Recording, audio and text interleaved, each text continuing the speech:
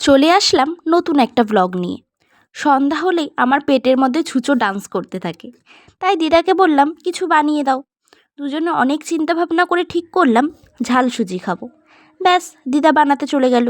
কিন্তু ঝাল সুজি বানানোর জন্য গাজর, বিনস এই সব কিছু লাগে, অথচ ফ্রিজ খুলে দেখলাম দুটোর মধ্যে কোনোটাই নেই। তবে খুঁজতে খুঁজতে চোখ পড়ল পটলের দিকে। দিদা বলল, পটল দিয়ে আবার কেউ সুজি বানায় নাকি? আমি বললাম, তুমি দাও তো, খেলেই খাওয়া যায়। তুমি না হয় নতুন কিছুই করলে, পটল দিয়ে ঝাল সুজি। দিদাও শুরু করে দিল নতুন রেসিপি, পটল দিয়ে ঝাল সুজি। কিন্তু খেতে তো বেশ ভালোই লাগছিল। ঝাল সুজি বানানোর জন্য আলু আর পটল ছোট ছোট টুকরো করে কেটে নিয়েছে।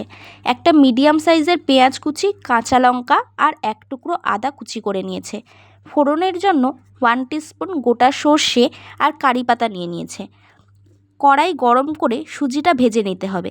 কড়াইতে তেল দিয়ে ফোড়ন হিসেবে দিয়ে দিতে হবে গোটা সর্ষে আর কারি পাতা।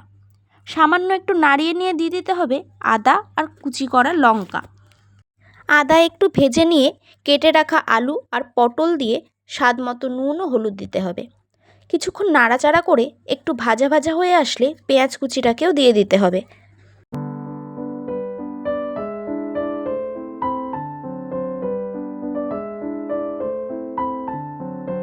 দিয়ে দিল ভেজে রাখা সুজি। সুজিটা সবজির সাথে মিশিয়ে নিয়ে অল্প অল্প করে জল ছিটিয়ে দিয়ে নাড়াতে হবে। তবে একেবারে অনেকটা জল দিয়ে দেবেন না, তাহলে সুজি ঝরঝরে হবে না। এইভাবে অল্প অল্প করে জল দিয়ে ভাজতে ভাজতে সুজি টিপে দেখতে পাবেন সুজিটা আঙুলের টিপের সাথে নরম হয়ে মিশে যাচ্ছে। তখন বুঝতে হবে সুজি রেডি হয়ে গেছে। গ্যাস অফ করেই নামিয়ে নিন।